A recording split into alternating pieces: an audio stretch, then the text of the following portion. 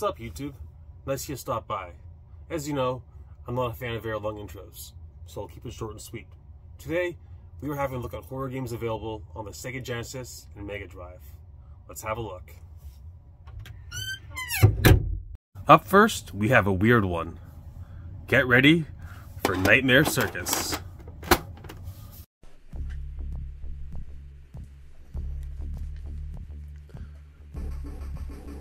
Nightmare Circus is an action horror game developed by Funcom.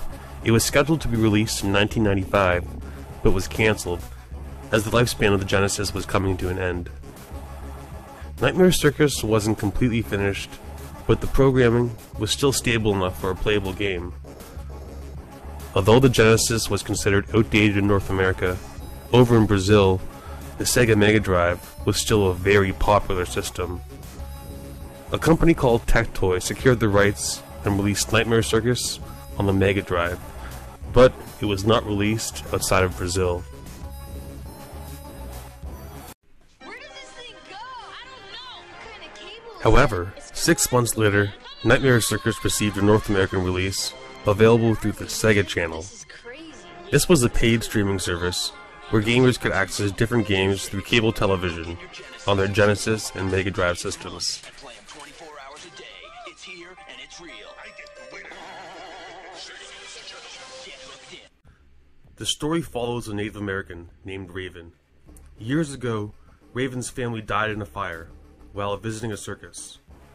The owner of the circus, an evil man named the Jester, was charged with murder, as he had intentionally started the fire to claim the insurance payout. The Jester was sentenced to death, but before he was executed, the Jester claimed that he had imprisoned the souls of all those who had died in the fire. Many years later, Raven has returned to the site of the circus to investigate. There's been sightings of strange supernatural occurrences taking place in the area. As he explores, night falls. Suddenly, the circus appears around him, trapping him inside.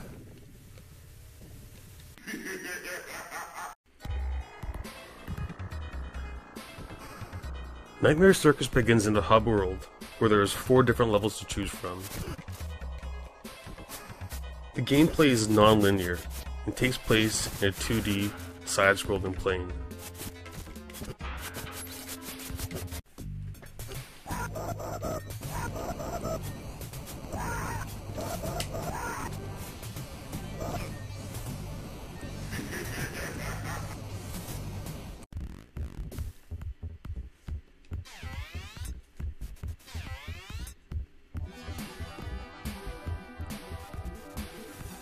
As you play, you will battle various monsters and enemies.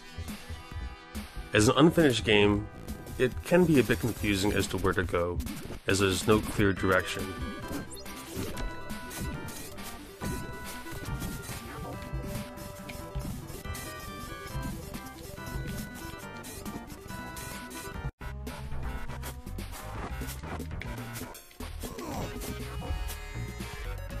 There's both a 1-player mode and a 2-player mode, as well as a one-on-one fighting mode.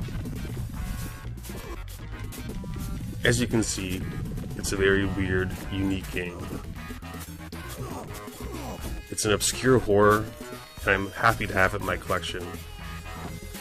Although it's a weird game, it's not exactly a good game though, so I can't really recommend it. The copy you're seeing right now is a ROM hack.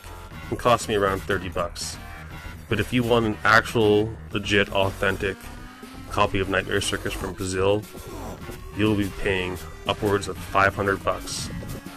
They are very rare and very expensive.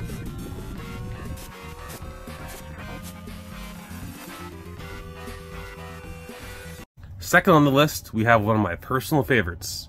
Let's play some Chacon, the Forever Man.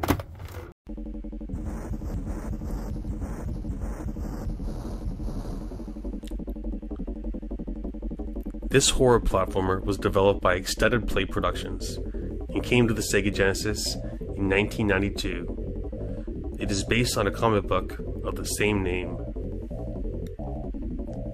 The story follows a warrior named Chakan. Chakan is a master swordsman who has never lost a battle. He's so confident in his abilities, he muses that even Death himself would lose in a fight. Suddenly, Death appears and challenges him to a duel. The Grim Reaper makes a bet. If he can defeat Death in battle, Chakan will have eternal life. But should he lose, Chakan will become Death's servant. The battle raged on for days, but in the end, Chakan was the victor. Death kept his promise and granted him immortality. But there was a catch. Should Chakan ever tire of life and wish to move on, he must first destroy all supernatural evil. Only then will he receive Death's sweet embrace.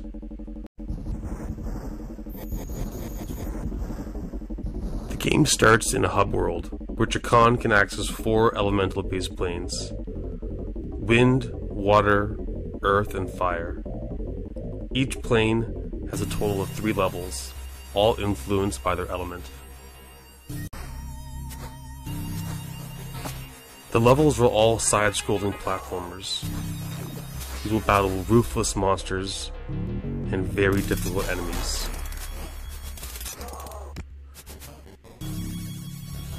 The jumping mechanics are also very tough and require extreme precision. Chakan the Forever Man is not an easy game. The difficulty borders on being cruel.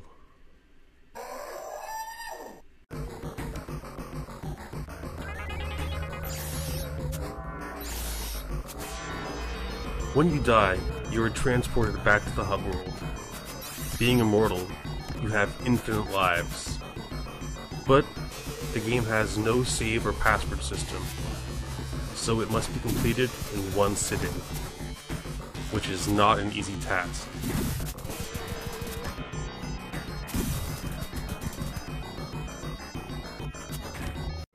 Despite the game's extreme difficulty, Chakan the Forever Man is one of my favorite Sega Genesis games, and is a must-play for horror fans. It's actually quite cheap too. A loose copy of Chakan the Forever Man will only set you back $13.51. Next on the list is a straight-up classic. Get ready for Altered Beast.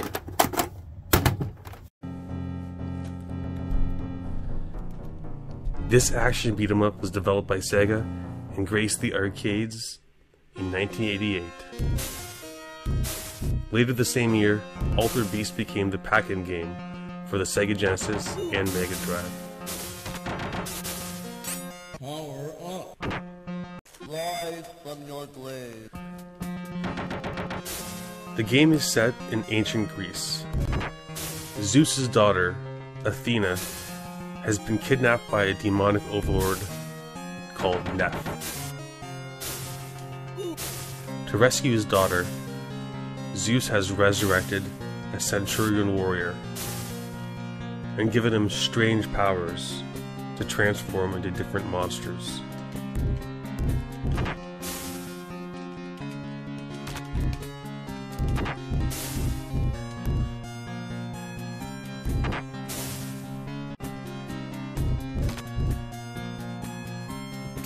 Altered Beast is a simple side-scrolling beat-em-up. There's 5 levels where you will battle the undead and different monsters from Greek mythology. Power up. At various points, a silver 2-headed wolf will attack you. After defeating these enemies, you will be awarded a silver ball.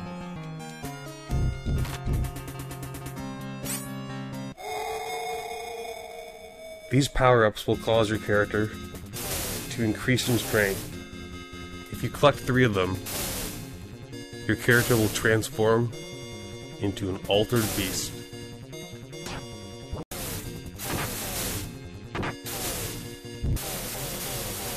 Each level has a different transformation, including a werewolf, a werebear, a were-tiger, and even a dragon. At the end of each level, you will face Neff. He will transform into a hideous monster for each stage battle.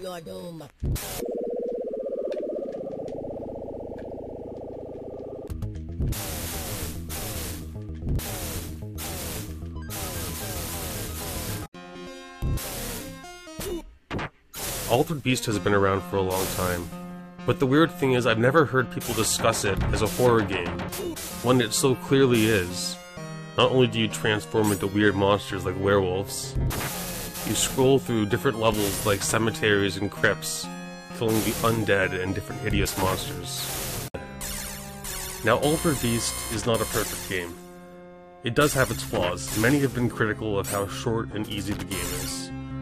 But personally, I'm a huge fan. I've always had a great time playing it over the years. Since its release, it has been ported to numerous systems, including the Famicom and even the Game Boy Advance.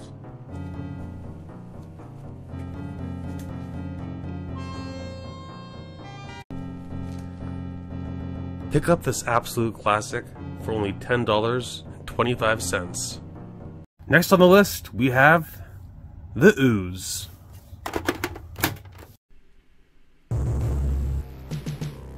This action horror game was developed by Sega and was released in 1995. The story follows a scientist named Dr. Kane, who works for a shady company simply called the Corporation. Dr. Kane has uncovered that the corporation plans to use his research to create a chemical that will infect the world's population so they can make a fortune selling the cure. Kane attempts to stop the corporation, but before he can blow the whistle, the corporation catches him and attempts to silence him. Kane is left for dead in a pool of radioactive chemicals, but instead of killing him, Kane is transformed into a living puddle of slime.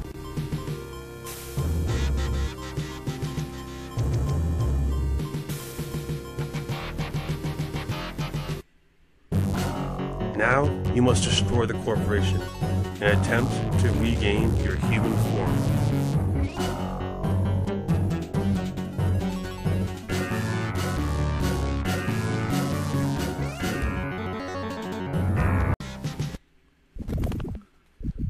The game takes place from a top-down perspective. You play as a living puddle of ooze. You have a melee attack, as well as the ability to shoot slime balls. The length of your melee attack is dependent on how large your pool of slime is. Taking damage or shooting slime balls decreases your size.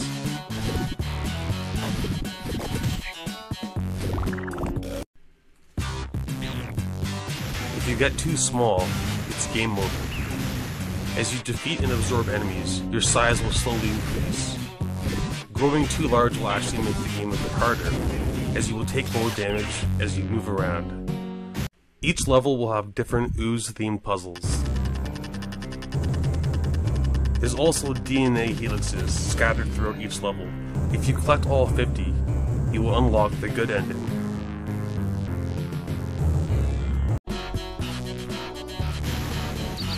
Although the ooze can be frustrating at times, it's still a must-play for horror fans. Even the casual gamer will enjoy it. It's just very unique. On Pricejargon.com, a loose copy is valued at only $18.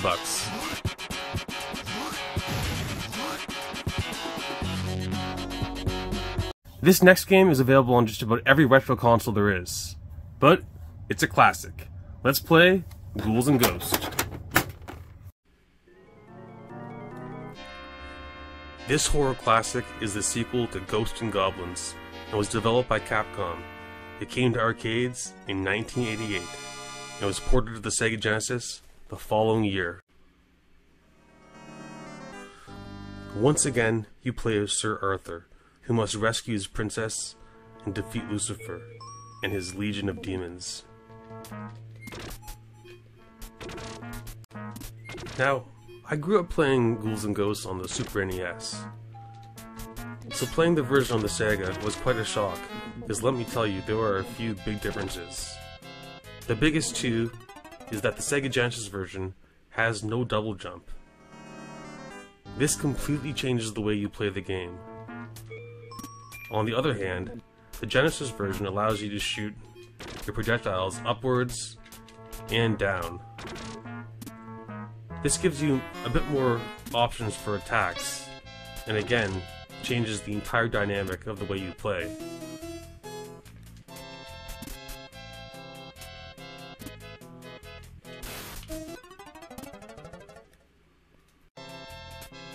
If you were a big fan of the original arcade version, and were looking to relive that experience, the version on the Sega is quite a bit closer to the original.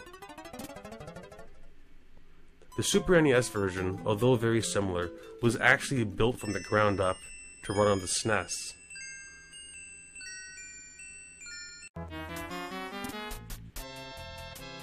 This is a game that's easy to recommend that everyone will have a good time with. Pick up the Sega Horror Classic for $32. This next game is an adventure, but there's definitely some horror themes at play. Get ready for Gargoyles. This hidden gem was developed by Disney Software and came to the Genesis in 1995. It is of course based on the animated TV show of the same name.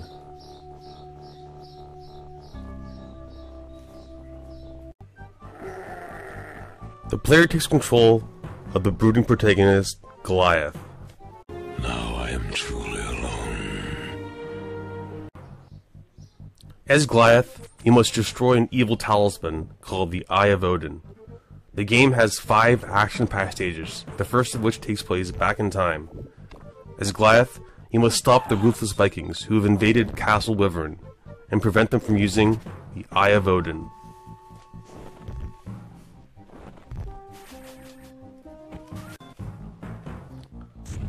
The next stage brings us to modern-day New York City, where Goliath and his comrades have awoken to a new world with new enemies, who are once again attempting to use the evil Eye of Odin. The gameplay in Gargoyles is amazing.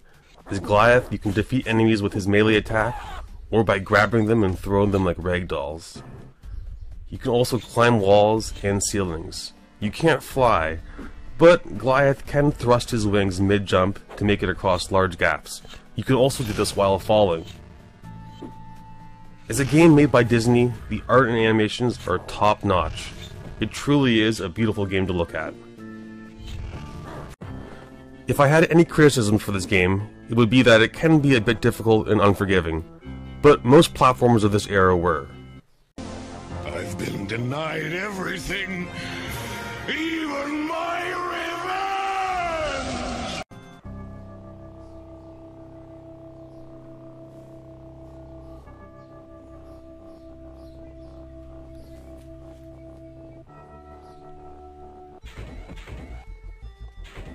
I would highly recommend checking out Gargoyles. On PriceDragon.com, it's worth $37. It's an absolute must-play.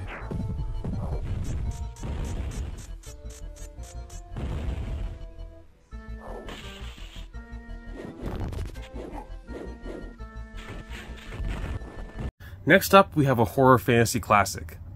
Get ready for Will Harvey's The Immortal. I covered this game on my NES horror list, so I won't spend too much time on it. Let's get started.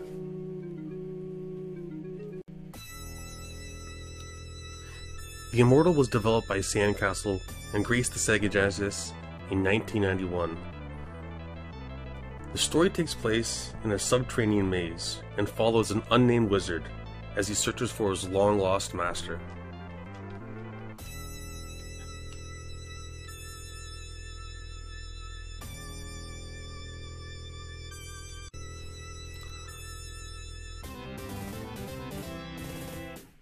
As you traverse the maze, you'll have to fight many different monsters, including goblins, trolls, and even giant worms.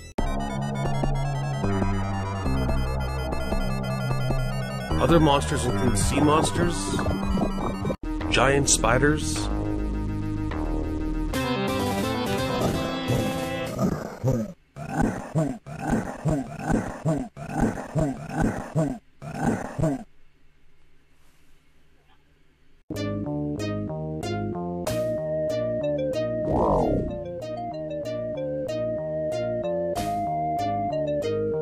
oh yeah, did I mention you'll even have to face a dragon? As you explore the maze, you will have to find different key items to move on to different levels and solve different puzzles.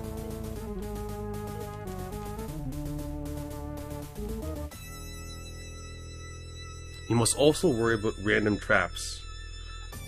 Even certain items will cause instant death if picked up.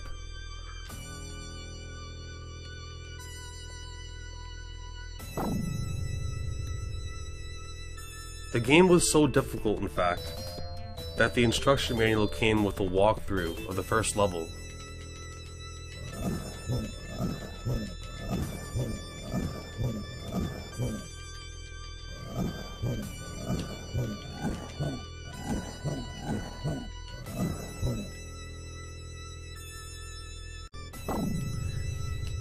I highly recommend checking out The Immortal.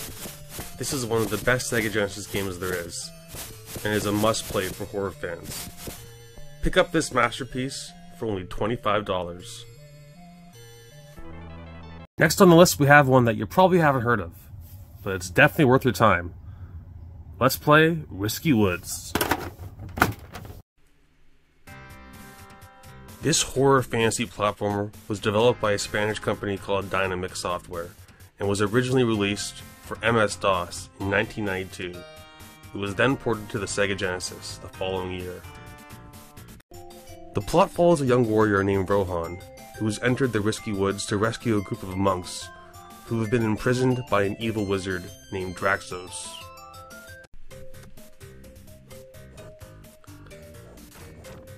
The gameplay and overall look is very similar to Ghosts and Goblins, although Risky Woods is a far better game in my opinion.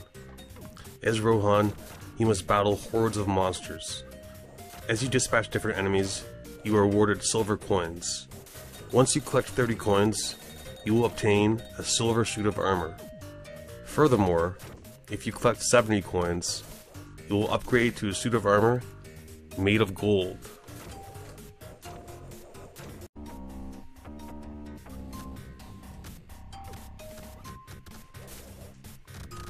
There's many other power-ups to pick up as well. Some will cause your player to lose health, while also granting a powerful new attack. While some items will increase your health, but also cause your character to fall asleep, which can be a problem as you only have a few minutes to complete each level. You never know what the pickup is going to do. It's always very risky.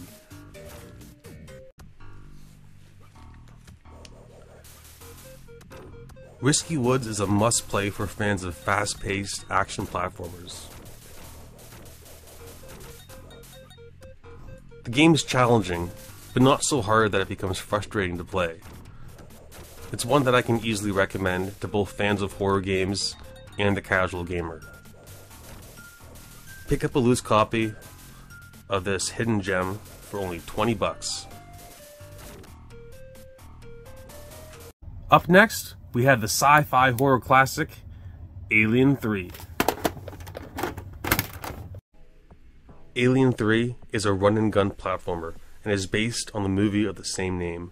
It was developed by Probe Software and was released on the Sega Genesis in 1992, and in 1993 it was ported to just about every console under the sun. Every version was slightly different, but were the same for the most part. The only port that was vastly different was the version for the Game Boy.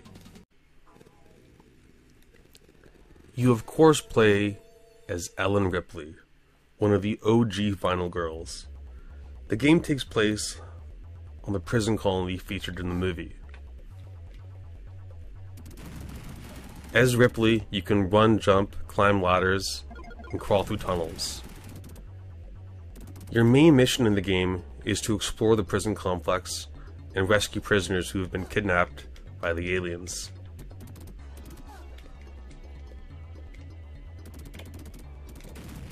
Unlike the movie, there's more than one alien to worry about, and Ripley has a vast arsenal of weapons, including a machine gun, a flamethrower, and a grenade launcher.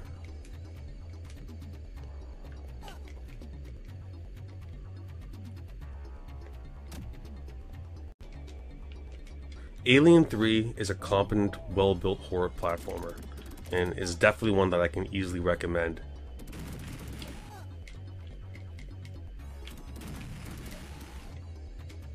Somehow, they've easily captured the spooky atmosphere from the Alien movies. Although, it feels more like the second one than the third one, if I'm going to be honest. Pick up a loose copy of this horror classic for only $12.31.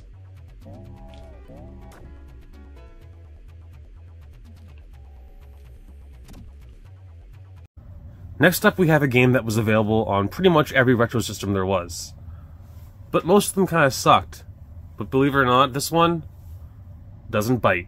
Let's play Bram Stoker's Dracula.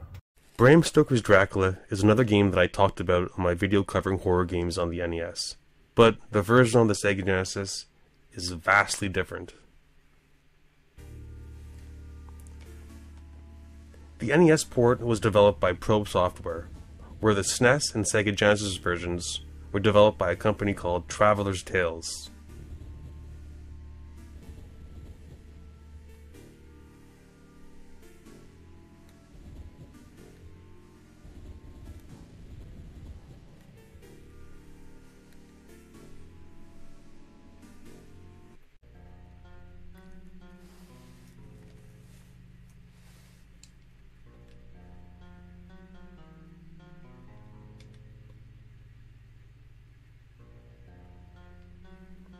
The game has several action-packed side-scrolling levels. Certain stages have the option to enter buildings, or start inside. These sections will see your player trying to find Van Helsing. Once you've located him, you'll be rewarded with a new weapon.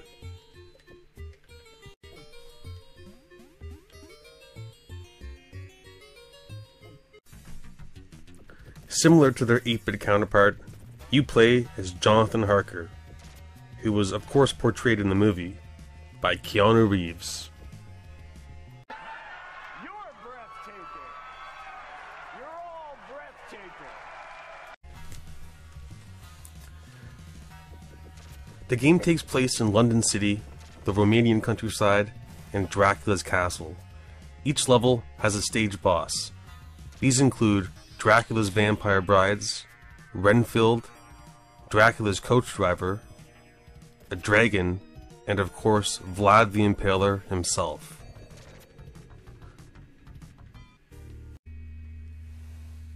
This is a decent game, but I'd probably only recommend it to gamers who are fans of the Dracula franchise, or to people like myself who enjoy collecting horror games.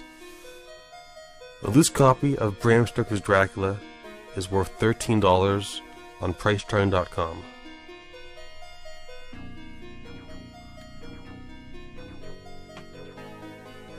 Up next, we have an absolute classic. Let's play Haunting, starring Poltergeist.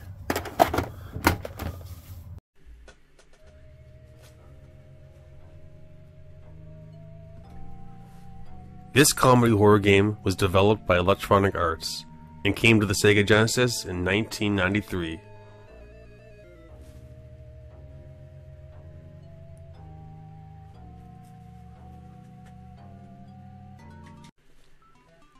The story follows a rebellious punk teenager who lost his life in a tragic skateboarding accident.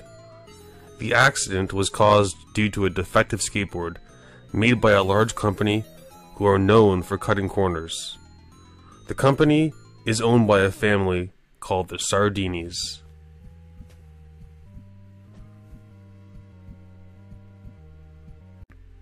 The teen, who now goes by Poltergeist, has returned from the dead to seek revenge.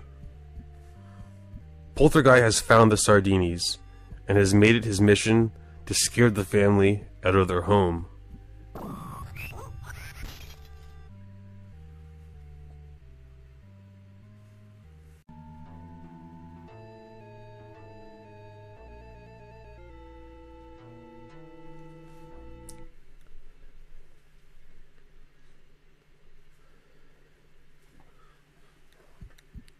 The gameplay is isometric. As you take control of Poltergeist, you can possess numerous objects around the house to frighten the family.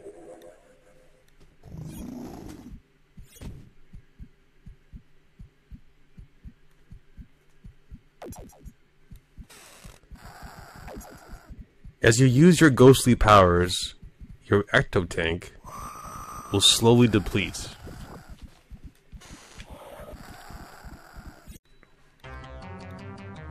Once Poltergeist's energy has ran out, he will be transported to the underworld. Once there, Poltergeist must collect ectoplasm to refill his tank. While in the underworld, the player must watch out for various hazards, such as bats, giant skulls, and monstrous arms that reach from the walls.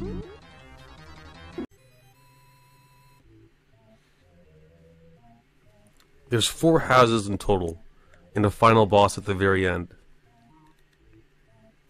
In total, there's 400 different objects that can be possessed and interacted with, which is pretty impressive for an old 16-bit game. Haunting is an absolute classic, and a must-play for horror fans. The casual gamer will probably enjoy this too. It's just a really fun game to play.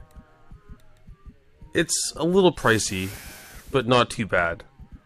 On Priceturn.com, a loose copy is worth $44.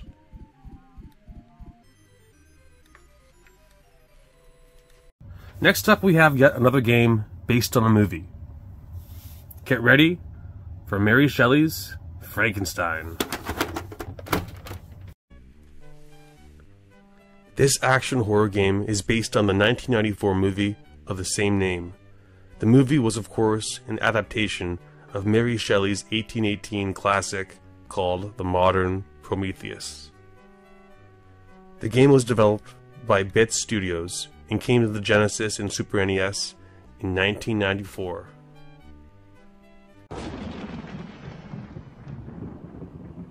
It's alive.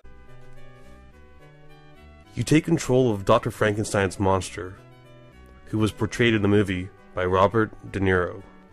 As the monster, you must traverse the streets of Bavaria as you seek revenge on your creator, Dr. Victor von Frankenstein. To fight, you have a cane. That is your main melee attack, and what you will use throughout the game the most. You also can shoot an energy ball, but unfortunately this drains your health, so you should only use it when you have to. Like right there. The combat in Frankenstein can be a bit clunky though. Other than your energy ball and your cane, the only other thing that you can do to fight is to light your cane on fire, which helps a little bit.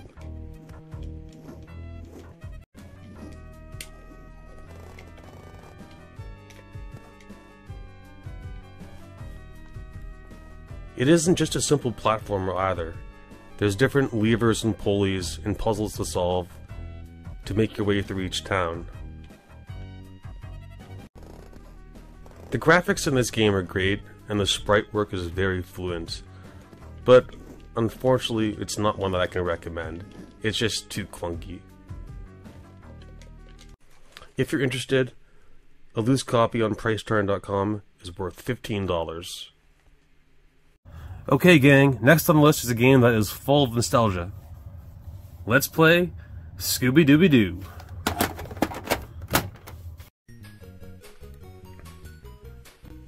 There's 2 scenarios to choose from. The first takes place at a haunted hotel. The second happens at a spooky carnival. In both scenarios, you play as Shaggy, as you're followed around by your companion, Scooby-Doo. Why, it's Dr. Grimsley, the head of the Weather Eye Project.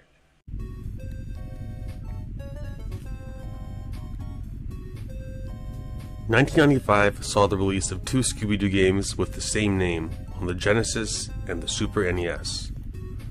The SNES version was developed by Argonaut Software and was an adventure platformer. The Genesis version was developed by Illusion Gaming and has a point-and-click interface. The graphics in the game have top-notch animations. Somehow, Illusion Gaming perfectly captured the magic from the TV show.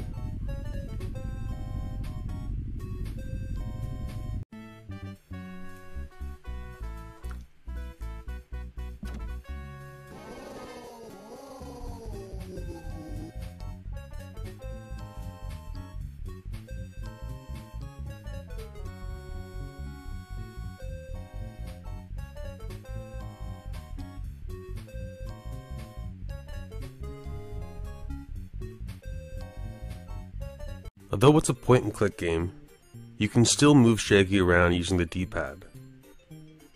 The game uses fixed camera angles, similar to games like The Secret of Monkey Island. It gives it a true horror feel.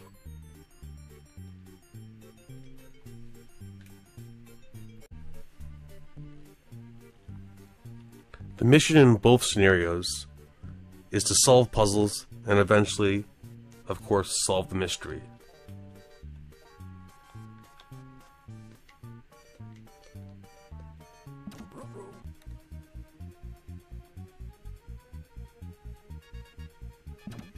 Most puzzles require logic to solve, while others require a specific action.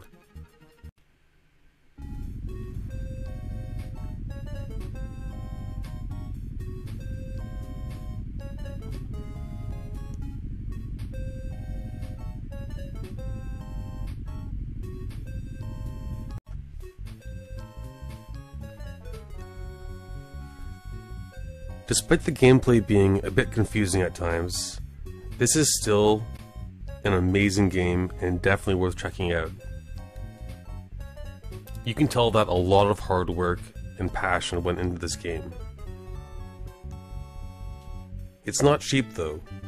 A loose copy of Scooby-Doo Mystery will set you back $66. But this is one of those rare games that's worth paying a high price for.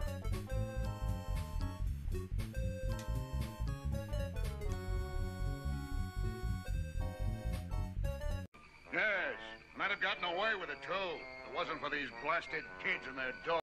Up next, we have a shoot-'em-up classic. Let's play Undeadline.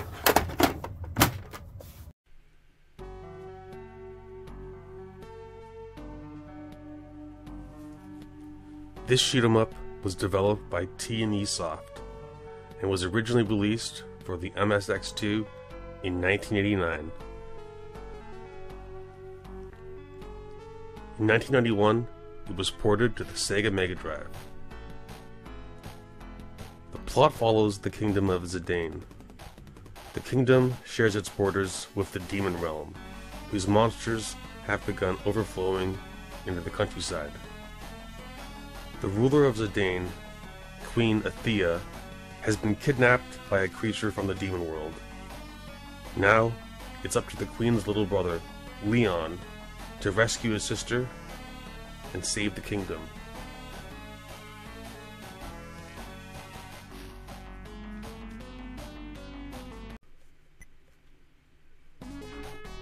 There's 6 stages to choose from.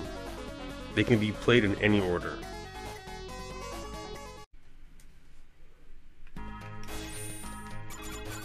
Like most shoot-'em-ups, the stage scrolls constantly from top to bottom, where you must avoid enemy fire and destroy as many enemies as possible.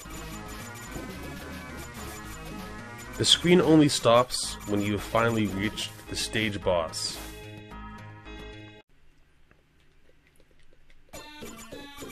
Undeadline is quite a unique game. Not only is it a horror game, as well as the shmup, but it has RPG elements as well. After a boss is defeated, you are awarded experience points.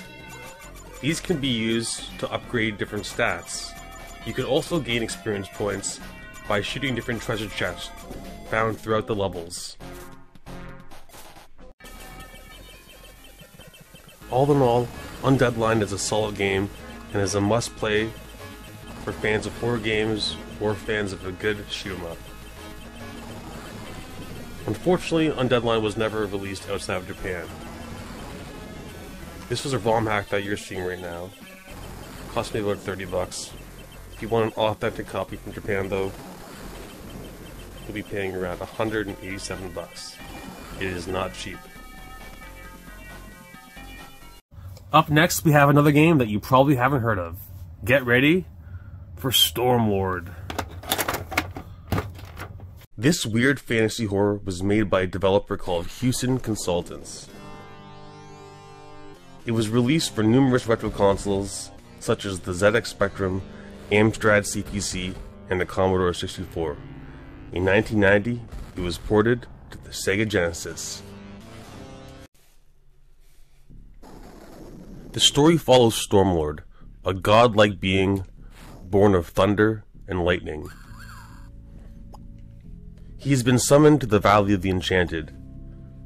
His mission is to free the princess fairies who have been imprisoned by the forces of evil.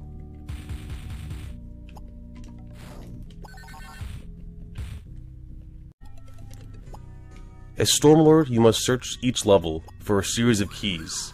These will allow you to free the scantily clad princess fairies. Along the way, you must battle dragons, evil wizards, deadly slugs, and even mutant man-munching moss. There's a weird mechanic in the game where you can be picked up by a falcon to travel long distances. You simply hop on these platforms, and the falcon comes and picks you up. Whatever way you're facing dictates which way the falcon will take you. Certain areas and items can only be accessed by using this mechanic.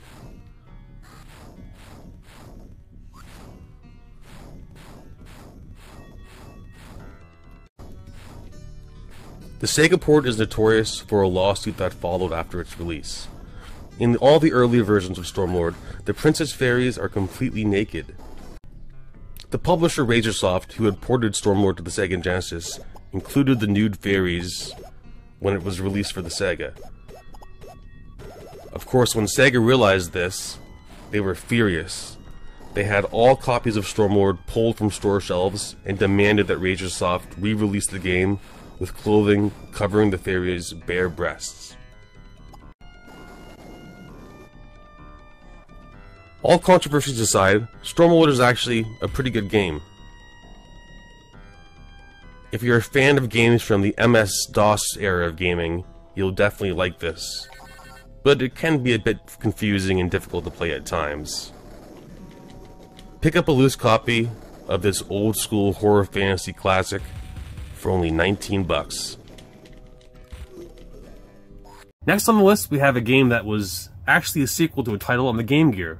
Let's play Devilish.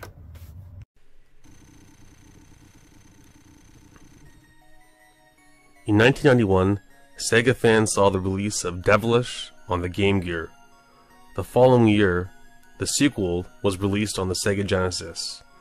Now technically, Devilish: The Next Possession is a sequel, but the story and gameplay in the Game Gear predecessor is pretty much the exact same. The plot follows a prince and princess who are transformed into stone paddles by an evil demon. The demon then unleashes his minions and takes over the realm. Suddenly, a magic ball falls from the sky to aid the prince and princess on their newfound mission to stop the demon warlord and regain their human form. Welcome to Devilish. The gameplay in Devilish is quite simple. You simply bounce the magical ball off your 2 stone paddles to destroy different enemies and break your way through different walls and doors. At the end of each stage, you will fight a level boss.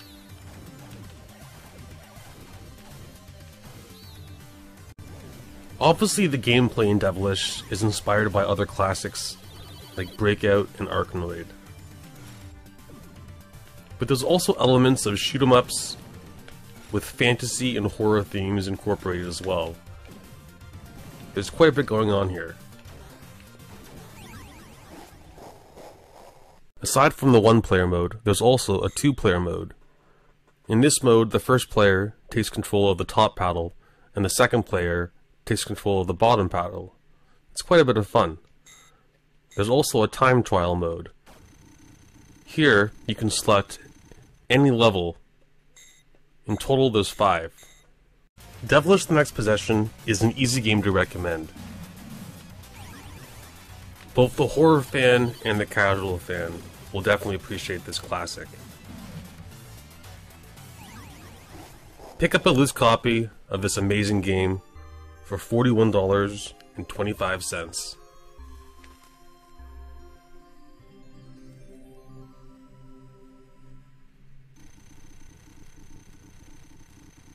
Okay, up next we have a fun one. Let's play Decap Attack. Decap Attack, one of my favorites. This horror platformer was developed by Victoke and has a bit of an odd backstory. Back in 1991, a game called Magical Hat's Turbo Flight was released on the Japanese Megadrive. Magic Hat was a popular anime in Japan, and the game was a hit. But Sega wasn't sure that they would sell as many copies on the Genesis, as the Magic Hat TV show wasn't popular in the West. Instead, Sega decided to reskin the game. They altered a few things, just the characters, the story, the graphics, and the music were changed.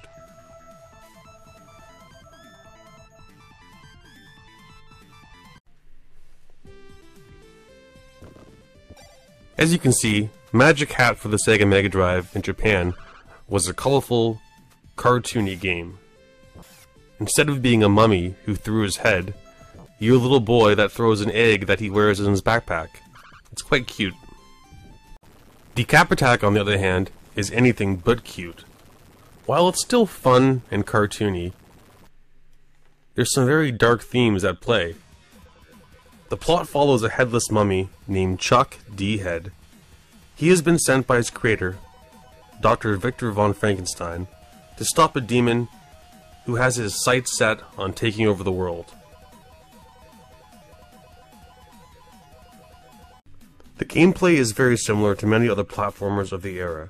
As Chuck, you can jump on enemies or use a melee attack. You can also find skulls to wear as a head. These can then be thrown at enemies. Decap Attack is an awesome platformer with elements of comedy and horror.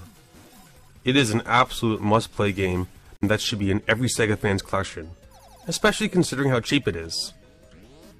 Pick up this classic for only $16.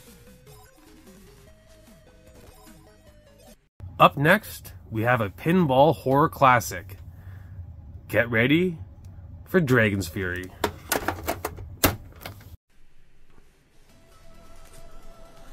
Made by a developer called Compile, this game was originally called Devil's Crush and was first released on the TurboGrafx-16 in 1990. Devil's Crush was then ported to the Genesis and Mega Drive, although the Genesis version had its name changed to Dragon's Fury, most likely because Sega was worried about the name Devil being in the title. Dragon's Fury is what you get when you combine pinball and adventure horror. Each stage has a pinball table with 3 sections, each with a pair of flippers.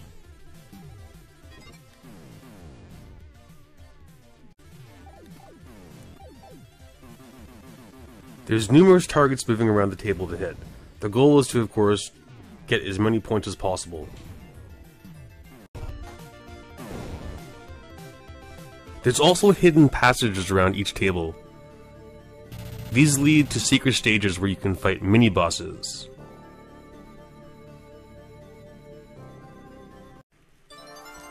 Dragon's Fury is another game that's easy to recommend.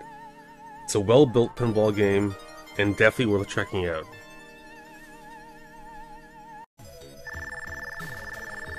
A loose copy of this pinball classic will set you back $32. I highly recommend checking it out. Okay guys, the video is almost over, but before we have a look at the last 3 games on the list, here are some more honorable mentions that I think meet the criteria to be considered horror. Enjoy.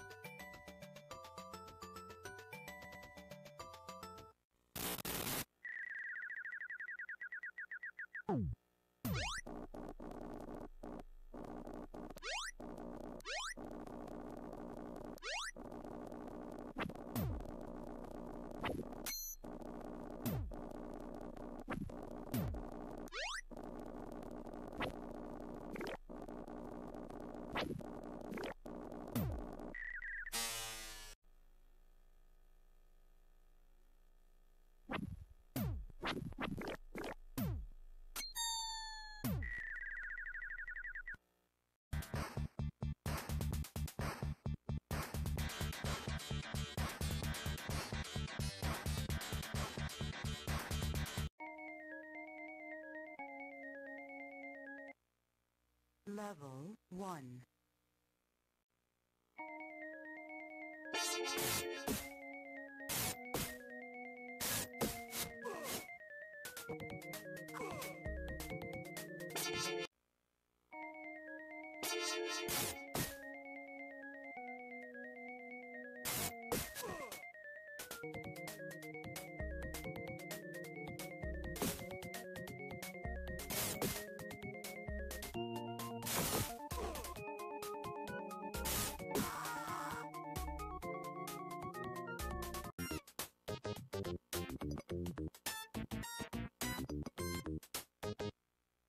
Level 1.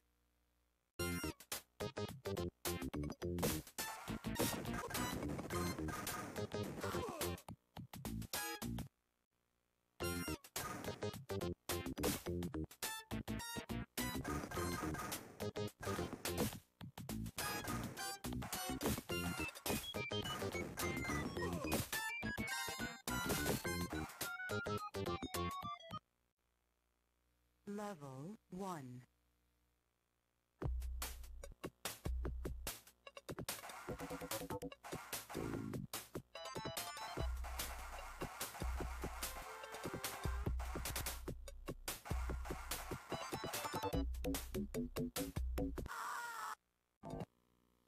Level 1.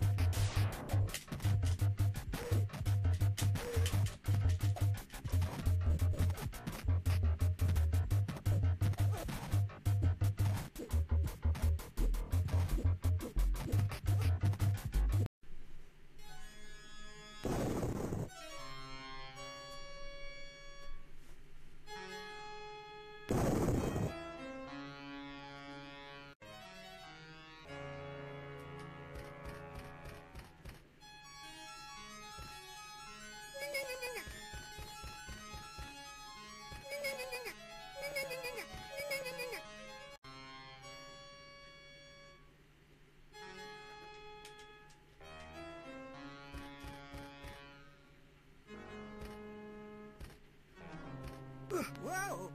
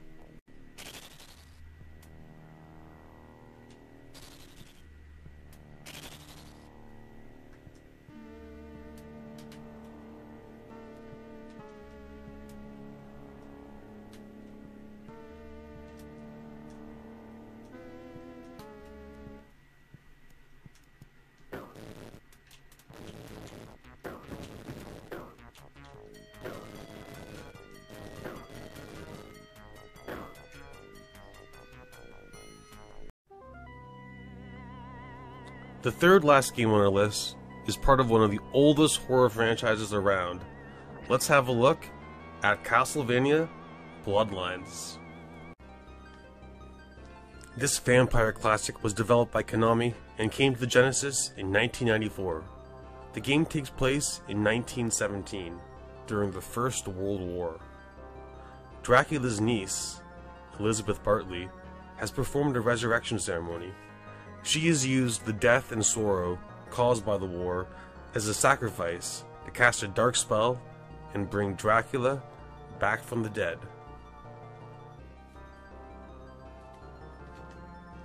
It's up to vampire hunters John Morris and Eric Lecard to stop the Prince of Darkness and his evil minions.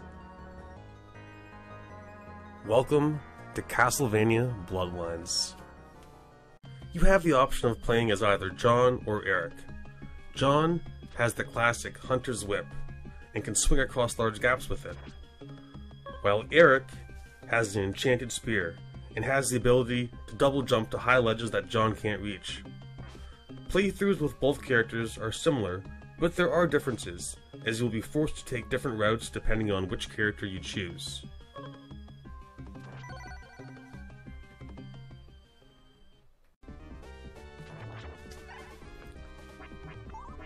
As with most Castlevania games, players simply side-scroll through each level, fighting different monsters as they progress. At the end of each level, you will fight a stage boss. There's also secondary weapons that can be found, such as holy water, throwing axes, and boomerangs. Secret item pickups can also be found that will power up different weapons. The colorful graphics, the amazing music and gameplay, and the gory action makes for a very compelling playthrough. This is another must-play game, but a loose copy isn't cheap. On Pricejarn.com, A loose copy of Castlevania Bloodlines is worth around $60. Fortunately, there's more than one way to play Castlevania Bloodlines. You can play this classic on the Castlevania Anniversary Collection, which is available on most modern systems. Castlevania Bloodlines is also available on the Sega Genesis Mini.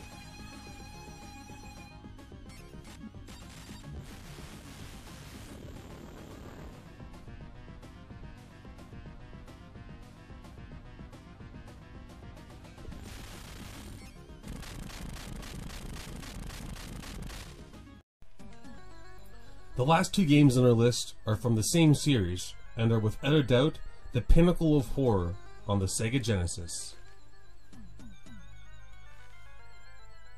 I am of course talking about the Splatterhouse series. Let's have a look. The first Splatterhouse game was developed by Namco and came to the arcades in 1988. It was then ported to the TurboGrafx-16 the following year. The story follows two students from a local university named Rick and Jennifer. During a storm, the two of them seek refuge in an old mansion that the locals call the Splatterhouse.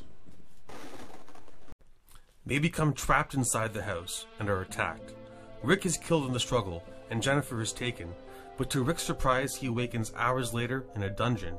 Rick discovers that he has been resurrected by a demonic artifact called the Terror Mask. The mask fuses to Rick's face and has transformed him into a hulking mass of death. From here, the story follows Rick as he attempts to rescue his beloved Jennifer. The first Splatterhouse was a massive hit. It never came to the Sega Genesis, but in 1992, fans saw the release of the sequel, and it was only available on the Sega Megadrive and Sega Genesis.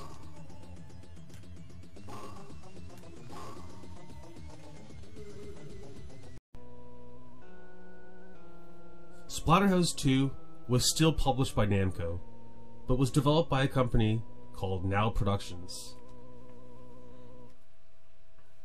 The story takes place 3 months after the first game. Rick is trying to move on with life, but is still agonizing over the fact that he couldn't save Jennifer. As he wallows in his guilt, the Terror Mask suddenly appears and tells Rick that Jennifer is still alive. Tempted by the opportunity to reunite with Jennifer, Rick once again allows the mask to fuse to his face. He then returns to what's left of the mansion and sets out on his mission to find his loved one.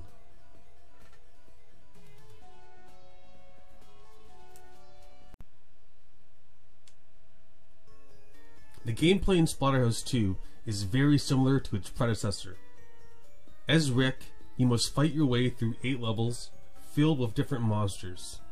At the end of each level, you will fight a stage boss. Unlike the first game, Splatterhouse 2 has a password system, although this was not a feature in the Japanese version.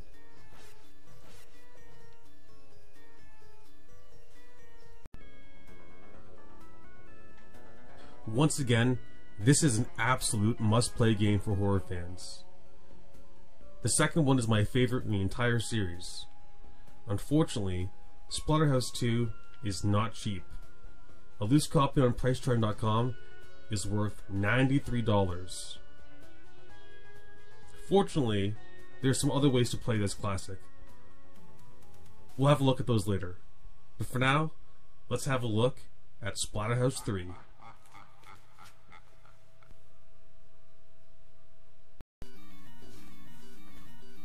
Splatterhouse 3 was also developed by Now Productions and was released in 1993. Once again, only available on the Sega Genesis and Megadrive. The third game in the trilogy takes place 5 years after the events of Splatterhouse 2. Jennifer and Rick are happily married and have put the horrors of their past behind them. They now have a son named David and live in a luxurious mansion in New England, Connecticut. While Rick and his family are happy in their new life, the Terror Mask lays dormant, but awakens from its sleep, as it senses an ancient evil approaching. The Terror Mask begins to speak to Rick telepathically, trying to warn him of the impending doom. Rick must put on the mask one final time to fight the monstrous creatures who've invaded his home. Welcome to Splatterhouse 3.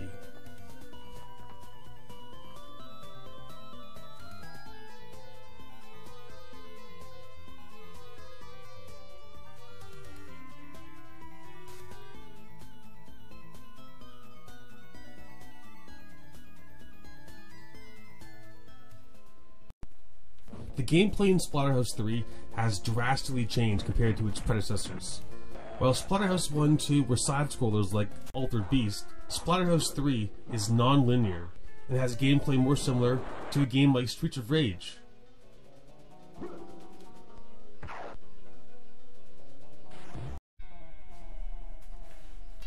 In total, there's 6 levels.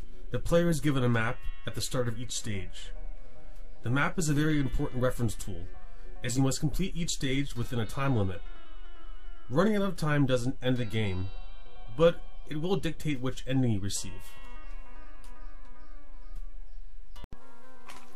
In total, there's 4 different endings available, depending on how fast you finish the game. This gives gamers a reason to replay the game multiple times, which is a nice bonus. Another feature that Splatterhouse 3 has that the first 2 entries didn't is Rick's power meter. Throughout the house, Rick will find magical orbs. As he collects these, his power meter will fill up. Once Rick's power meter is full, he can transform. The transformation causes him to change into an even more monstrous version of himself. Here, Rick's melee attack increases tenfold. His defense also increases.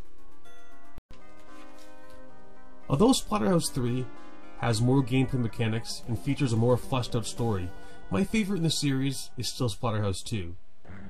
But the last in the trilogy is still a must-play game for horror fans. Splatterhouse 3 is not cheap though. On PriceDarn.com, a loose copy is worth $102. Your best bet to experience the entire Splatterhouse trilogy is the new 2010 remake. The remake features Splatterhouse 1, 2, and 3. Of course, these are unlockables, so it takes a bit of work. This is a much cheaper option, not to mention the remake is also a great game.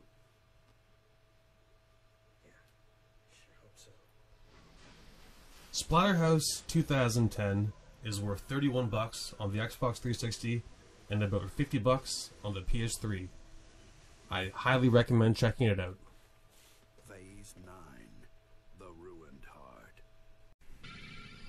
Well guys, that concludes our video covering horror games on the Sega Genesis. Thanks for watching, I really appreciate it.